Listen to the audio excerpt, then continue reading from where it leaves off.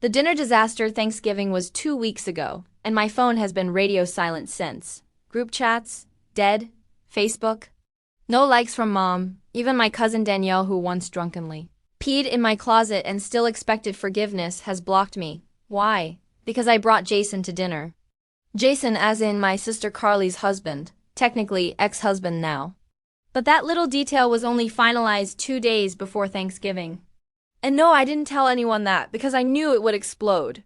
Let me rewind. Carly and Jason were married for 6 years. Picture perfect on the outside, absolute asterisk show behind closed doors. Carly's a control freak, Jason's a doormat with a martyr complex. They fought constantly. And not cute little, oh you forgot to take out the trash fights. I'm talking full-blown, wine glass throwing, neighbors calling the cops fights. I never liked Jason, to be honest. Thought he was spineless. But last year, Carly asked me to keep an eye on him when she went on a work trip for 3 weeks. Said she didn't trust him not to blow their mortgage money on crypto or fall into a YouTube rabbit hole and forget to feed their dog. That's when it started. The first night he came over to my place to pick up Carly's favorite diffuser that she forgot. We ended up watching a movie, just talking. The second night we were drunk. It happened. And yeah, it kept happening. I know. I didn't mean for it to turn into a full-blown affair, but it did. Carly had no clue. And the worst part? She'd vent to me about him, about how cold he was being. How distant, and I'd sit there and nod like I wasn't the reason. Fast forward to 3 months ago. Jason told her he wanted a divorce. He didn't mention me, just said he couldn't do it anymore. Carly spiraled. My family blamed her, said she pushed him away. I didn't correct them. When Thanksgiving rolled around, Jason and I were living together, quietly. I wasn't planning to bring him, but then my mom called and asked if I was coming. I blurted out, yeah, me and my boyfriend will be there. And I don't know what demon possessed me, but I brought him. He shaved, he wore a sweater. He even brought wine. The second Carly opened the door and saw him standing next to me, holding my hand, she went dead silent. Then she laughed. This horrible, high-pitched laugh that made my stomach drop. She didn't say a word. Just turned around, walked into the kitchen, and left us standing there. My mom screamed at me. My dad just walked outside and sat on the porch for an hour. Carly locked herself in the guest room and refused to come out. Dinner was not eaten. Jason left halfway through after my uncle threatened to punch him in the face. I haven't heard from anyone since. The fallout is a bigger mess than the affair. It's been 3 weeks since the Thanksgiving debacle, and I've learned a few things. 1. My family can hold a grudge longer than the Catholic Church. 2. Shame will physically manifest itself as hives. 3. People talk. A lot, so let's start with the basics. I still haven't heard a peep from my sister. I sent her one text, just one saying, I'm sorry. No explanation. No justification. Just those 2 words, left on read. I don't blame her. Honestly, if she'd replied with a flaming bag of dog poop on my doorstep, I would have said thank you. My mom, queen of passive-aggressive guilt trips, decided to write a Facebook post that was clearly about me without naming names. Something like, it's heartbreaking when people you raised with love and morals do things you thought only strangers on Jerry Springer were capable of. It got 112 likes. The betrayal and the engagement? Incredible. But the real kicker, Jason's job found out. Apparently someone screenshotted my mom's post and somehow figured out who she was talking about.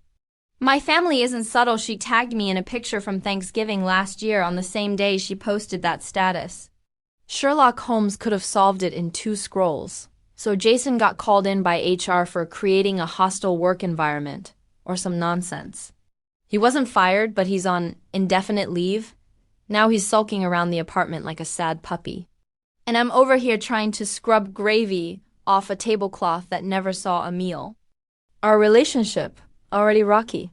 Turns out forbidden's love feels a lot less sexy when you're both unemployed and sharing a bathroom with mold in the grout. But the worst part, the absolute hardest part, is realizing I don't even miss Jason that much. I miss Carly. I miss my sister. My weird, hyper-competitive, type-A, spreadsheet-loving sister. I miss the way she'd cut my hair while trash-talking her boss. I miss watching trashy dating shows together and betting who'd get dumped first. I even miss her yelling at me for eating her almond butter. What I did wasn't just betrayal, it was arson.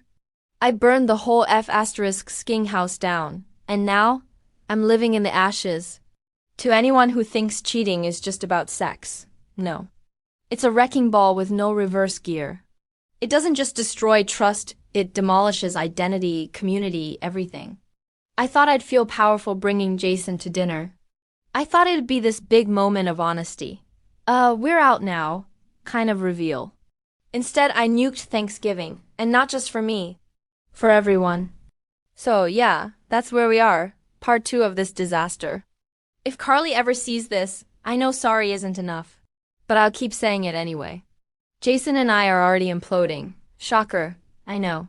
If post 1 was the fire and post 2 was the fallout, then consider this one the part where the roof caves in on my dumbass head. Jason and I have officially entered the quiet resentment phase of our relationship. You know, the one when you stop arguing because it's not worth the energy, but every microwave beep feels like a personal attack. It started with the job situation. He's still on leave, which is corporate speak for, you're not fired yet, but we're figuring out how to legally ghost you. He mopes around the apartment all day in his boxers, rewatching The Wire like he's studying for an exam. I'm picking up freelance gigs just to keep us in takeout sushi and almond milk. Irony, I now buy almond milk religiously. Carly would laugh her ass off. We tried having a conversation the other night. I asked him what his plan was, like a normal adult.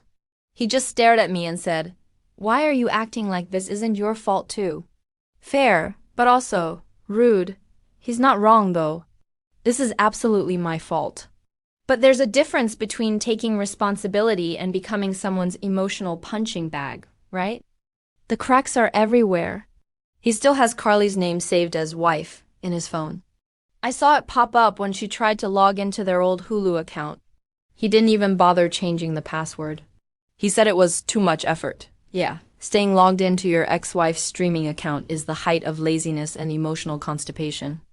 Meanwhile, I've started therapy, real therapy. Like, with a lady named Barbara who has a salt lamp and a framed quote that says, "Healing isn't linear." I told her everything. The affair, the dinner, the fallout, she didn't even flinch. Just said, "So, are you ready to stop self-destructing?" Reader, I am not. But I want to be. Barbara gave me homework, write a letter to Carly, not to send just to get the feelings out. I couldn't do it. Every time I tried, I just kept hearing Carly's voice in my head saying, "You don't get to apologize." And she's right. I still check her socials, by the way. She's gone completely dark, but our cousin Danielle, pre-block, posted a blurry pic of her at some beach bar in Florida. She was smiling. That made me cry for like a solid 20 minutes. Jason saw me crying and asked if I was okay. I told him it was allergies. Then I went into the bathroom and screamed into a towel. Random interlude. How my family is petty in ways I deserve. My mom mailed me back the Christmas gift I sent her. Opened. My aunt unfriended me and then added Jason on LinkedIn. Bold move, Cheryl. My dad still hasn't said a word. Not even a "you disgust me" text. Just total silence, which somehow hurts worse. I know this sounds like I'm fishing for sympathy. I'm not, I promise. I'm just logging it all, this whole thing. Because if I don't, it's too easy to pretend it's not happening. Too easy to act like Jason and I are just a normal couple who met in a bar and not, in the ruins of my sister's marriage. Where do we go from here, honestly? No idea. Jason and I haven't had sex in over 2 weeks. Every time we even touch, it feels like static. Like our bodies remember all the lies. We were built on secrecy. And now that we're public, if you count being public as exiled from every family function, until the heat death of the universe, there's nothing left to hide behind. He started sleeping on the couch. I didn't ask him to. He just went there one night and never came back. And I'm starting to get the creeping, horrifying feeling that maybe this wasn't love. Maybe it was just chaos disguised as connection. Maybe I don't love Jason. Maybe I just loved being wanted. And now that the adrenaline has worn off, I'm left with a relationship that was never supposed to survive in the daylight.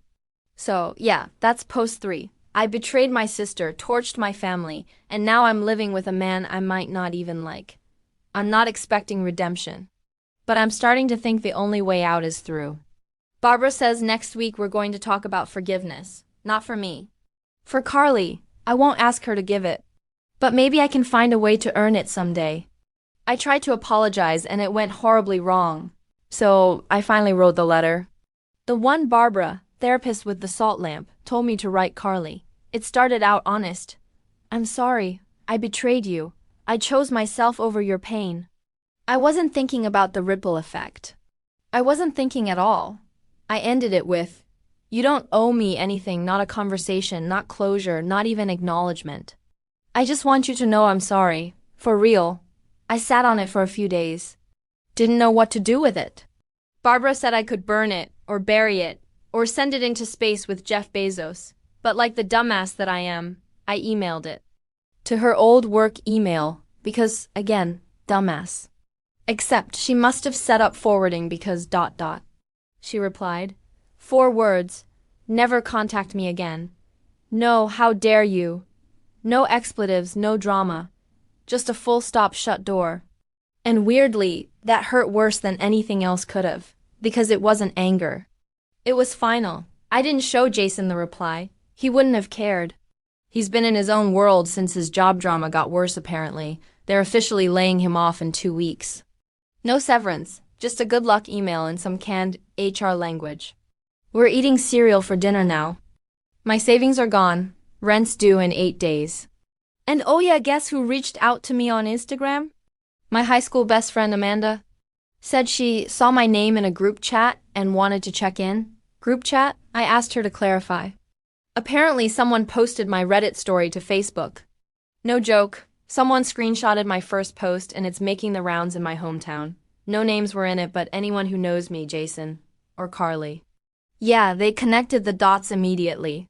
Small town gossip travels faster than a Kardashian divorce. Amanda said someone even reposted it to one of those T in city name Facebook groups. Comments were brutal. People debating if it was real. Others saying they knew I was always shady. One guy said he remembered me flirting with married dudes at church camp. I was 15. He was the one flirting with me, by the way. So yeah, not only am I the villain in real life, I'm now a cautionary tale on the internet. Jason laughed when I told him. Not like, this is funny laugh. A bitter, dead inside kind of chuckle. Then he said, well, at least you're finally getting the attention you wanted. That one hit like a F** sking truck. I haven't spoken to him since. He's still in the apartment, sleeping on the couch. We're coexisting in the same 700 square feet like strangers who once had sex in a burning building. Meanwhile, my mother is doing her best soap opera impression. Mom posted another vague Facebook status. Some people think apologies erase pain. But sometimes, the best apology is disappearing. 112 likes again. What is it with her and that number? Unshara commented. You're better off. Snakes always shed their skin eventually. I was this close to replying with a gif of a cobra wearing sunglasses. But I didn't. Growth. I keep thinking about the dog. Random side note, but Carly and Jason had a dog. His name is Bentley. A fluffy, anxious, golden doodle who used to follow Carly around like a toddler with separation anxiety. When they split, Carly got Bentley. I keep wondering if he misses Jason, if he curls up on her bed and sighs, if he knows that everything is different now. I know it's stupid. He's a dog. But something about that sticks with me. The way we rip apart lives, not just ours. But everyone's around us and act like it's justified because feelings are complicated. Jason and I were a wrecking ball. Bentley was just a casualty. I think I need to leave him. That's where this is heading, isn't it? Jason and I are toxic.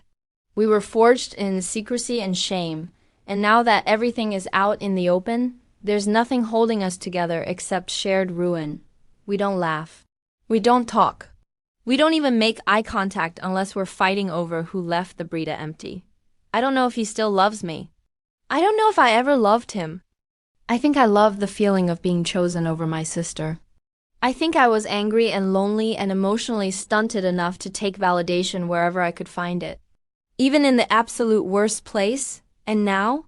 Now I'm in a one-bedroom prison of my own design. So yeah, next post might be from a new apartment. Or maybe my car. But either way, I'm getting out of here. I owe Carly more than an apology. I owe her the decency of disappearing. I finally left and somehow it got even messier. Alright, deep breath. I left. I packed my stuff while Jason was out at a CVS run and left him a note on the kitchen counter next to the empty Brita pitcher. This was always going to end badly. I just didn't know how bad. I hope you figure yourself out. I need to start trying to figure me out. Was it cowardly? Yep, but so was this whole damn relationship. Might as well finish it in style. I moved into a sublet with a girl named Monica who I found on Craigslist. She's a grad student, vegan, and has 4 Himalayan salt lamps. Her entire apartment smells like patchouli and ginger tea, and I've never felt more out of place or more relieved. It's been 5 days. Jason hasn't contacted me. Not even a cool thanks for ghosting me after blowing up my life. I guess he's finally out of energy for drama too. In a weird way, that silence feels like closure. Not the neat, movie-style closure with tears and understanding, but the real kind. The kind that comes from 2 people being too exhausted to even hate each other properly anymore. But of course, the universe isn't done with me yet.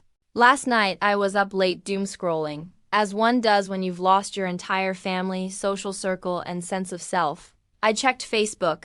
Mistake number 1. My Aunt Cheryl posted another cryptic status. Something about people thinking consequences are optional. Nothing new there. But then I saw a tagged post.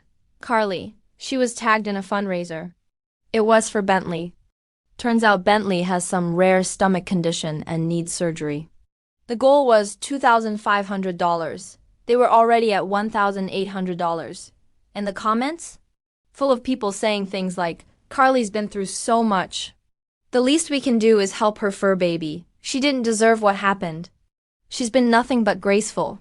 And the worst one, it's wild how someone can lose a husband, a sister, and almost their dog in 1 year and still be standing.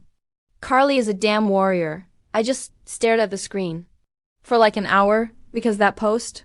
That was the first time I really saw what I did. Not just cheating. Not just betrayal. I vacuumed her life, sucked everything out of it. Her partner, her sibling, her pet's security.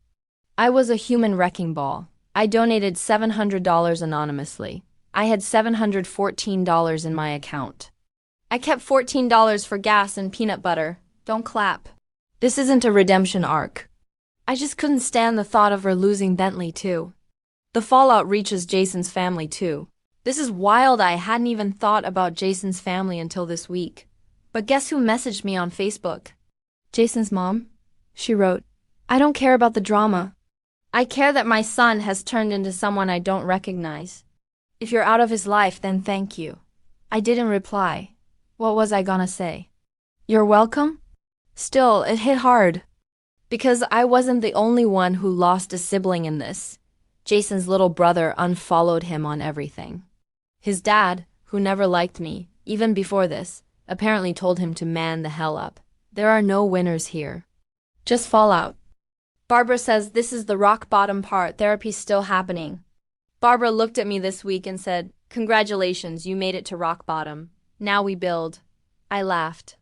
Like really laughed. For the first time in weeks. Because yeah, it is rock bottom. I'm broke, homeless adjacent, family-less, and I've become the kind of Reddit post people send to their group chats with the caption, WTF is wrong with people. But weirdly, there's something freeing about having nothing left to lose. I've started walking in the mornings. I drink tea instead of Diet Coke. I journal. I even messaged Amanda again and asked if she wanted to meet up. She said yes. It's not forgiveness. It's not healing. But it's movement. One last thing. Carly texted me. I debated saving this for the next post, but screw it. You've been with me through the worst, might as well share the first flicker of hope. She texted me. Just 2 words. Thank you. That's it. I know it was about the donation. There's no other explanation. But it was the first word I've heard from her since Thanksgiving. And it cracked me open. I cried so hard I scared Monica's cat. I don't know what it means. I'm not gonna build castles out of a single text, but it meant something. It means I haven't fully destroyed the bridge. Maybe just burned it halfway down, but I'll swim the rest if I have to. The first step toward forgiveness, and a massive reality check. Let's talk about what happens after you nuke your life and the dust finally settles. Spoiler. It's not peace, it's not clarity. It's not some profound spiritual awakening where you become a better person overnight. It's awkward silences, microwave ramen, and answering questions like, "So, what do you do?" with, "I'm figuring it out." It's having to tell your new roommate, Monica the Zen vegan queen, that no, you don't need help smudging out your emotional toxins. But it's also this weird, tiny spark, like a pilot light. That thing inside you that wants to rebuild. I think that spark showed up the moment Carly texted me, "Thank you." It wasn't forgiveness, but it wasn't nothing. So I did something kind of drastic. I signed up for a writing class. Yeah, I know, it's not exactly groundbreaking. But hear me out, I always wanted to write, before all this. Before Jason, before Carly and I became estranged sisters in a live-action soap opera. So I signed up, and I showed up. And I wrote about everything. My instructor read one of my essays and said, "This sounds like a really unhinged Reddit post." I almost died laughing. Then I told her, "Funny story. She wants me to keep writing, not for catharsis, for real, like publication maybe." She said I have a voice that's raw and weird and stupidly compelling. So that's something. I might not have a family right now, but I have a Word doc named Bentley and Other Casualties. Progress. I finally talked to Amanda in person. We met for coffee. I didn't know how to act. Like, do you hug someone who knows you're the reason your sister left the state and is now raising a golden doodle on GoFund donations? But Amanda hugged me, full on, 2-arm hug. Then she said, "You look like SH asterisk," which was accurate. We sat, we caught up. She didn't sugarcoat anything. She said, "You F asterisk seeked up, bad, like life-ruiningly bad. But I don't think you're evil. I think you were hurting and selfish and messy. And I think if you're still trying to own it, that's something." I almost cried in the middle of a Starbucks. She offered to help me with my resume. I told her I didn't deserve her. She said, "Cool, but I'm doing it anyway." Meanwhile, Jason sent me a text, and wow, it said, "Hope you're happy. You left me when I needed you most." My entire body rolled its eyes. I didn't reply. Because, no, Jason, I didn't leave you when you needed me. I left you when we became a mutually destructive dumpster fire that even rats would abandon. He's still living in that apartment, apparently. My old landlord emailed me to ask if I knew why there was a broken Brita pitcher and a hole in the bathroom door. I told him to keep the security deposit. Closure comes in strange forms. Mom still isn't speaking to me, but there's a crack in the ice. Monica's dog needed emergency stitches. Long story involving a skateboard and a squirrel. I posted a GoFund link. Guess who donated $20 under the name Anonymous? And guess who uses that exact same payment nickname every time she sends money to her church? Yep, Mom. It's not much. But it's not nothing. Carly sent another text. "Bentley's surgery went well. Thank you again." No emojis, no extra words. But she sent it. I asked Barbara if I should respond. She said, "What would you say if you weren't trying to fix everything, just trying to be honest?" So I wrote, "I'm really glad he's okay. And I'm sorry again, not for the sake of guilt. Just because you deserve better." Left on read. But I didn't feel empty this time. It felt like planting a seed in soil. I scorched myself. Maybe nothing grows. Maybe something will. But I'm learning that trying is still worth something. So what now? I'm not magically better. I still flinch when I see family photos on social media. I still wake up with that heavy pit in my stomach sometimes. I still look at Carly's name in my phone and feel like I should be excommunicated. But I also have 2 new friends from my writing class. I have Amanda, I have a resume, and I have this story. I don't expect everyone to forgive me. Honestly, I don't expect most people to even like me. I get it, I was awful. I caused real pain, but I'm not hiding anymore. And maybe that's step 1. 1 year later, I still don't deserve forgiveness, but I'm trying to be someone who does. It's been a year since I walked into Thanksgiving dinner holding my sister's husband's hand like a complete idiot. 1 whole year since my mom shrieked, my dad walked out, Carly ghosted me, and I detonated my entire life like it was a social experiment in selfishness. So here's the update you didn't ask for but maybe expected, where I am now. What happened to everyone else, and whether any of this has a point. Let's start with the obvious. I'm still not close with my family Carly, and I have texted exactly 6 times in 12 months. Mostly logistical stuff. Her birthday. A congrats when I published an essay. She sent me a photo of Bentley in a Halloween costume. He was a hot dog. I cried over that stupid costume for 20 minutes. We haven't talked in person. She's still in Florida. She's dating someone new, works at a nonprofit now. And from everything I've seen, she's doing okay. We're not friends. We're not sisters in the sense that we used to be. But we're not enemies anymore. That's the best I can hope for. Mom and Dad? Still frosty. I got a Christmas card with no signature. I sent a thank you note back. Small moves, quiet olive branches. Maybe one day, they'll be ready. Jason. Completely out of my life, finally. He moved out of our old apartment 2 months after I left. Got a job in some other city. I don't know where, and I don't care. He did try texting again. One last attempt at dragging me back into the toxic soup. We were good once. We could be again. I didn't reply. Because we weren't good. We were reckless. We were selfish. We were 2 disasters wrapped around each other pretending to be love. And I'm not that girl anymore. Writing saved me in a way I didn't expect. I published 3 essays this year. One was about Bentley. Yes, he has his own paragraph now. One was about shame. One was ironically about forgiveness. A small magazine picked them up. Nothing big, but enough. Enough to remind me that I'm more than the worst thing I've done. I'm in school now. Real school. For writing, it's hard, it's vulnerable, but it's honest. I haven't lied to myself in a while, and let me tell you, honesty is exhausting. But it's better than the alternative. So was I the asshole? Absolutely. The biggest one? I stole something that wasn't mine. I broke trust that took decades to build. I let my sister cry on my shoulder while I was sleeping with her husband. I was the villain, the snake. The messy main character in someone else's tragedy. And I will carry that with me for the rest of my life. But I won't be her forever. Redemption isn't a right. It's a choice you chase every day, with every action, every word, every opportunity to be better. I don't expect to be forgiven. By Carly, by my parents, by anyone. But I'm building a life that might be worthy of forgiveness someday. That's what I've got. Thanks for reading. And if you're ever tempted to blow up your life because you mistake chaos for chemistry, maybe just don't. Trust me on that one. If you like these stories and videos, make sure to like, comment, and share so we can make some money from ad revenue and continue getting better and better with our publications. We strive to donate a portion of everything we make to charities that make a difference. Let us know if there is someone or a thing you want to support. Thank you for staying until the end and enjoying the story. I keep thinking about the dog random side note, but Carly and Jason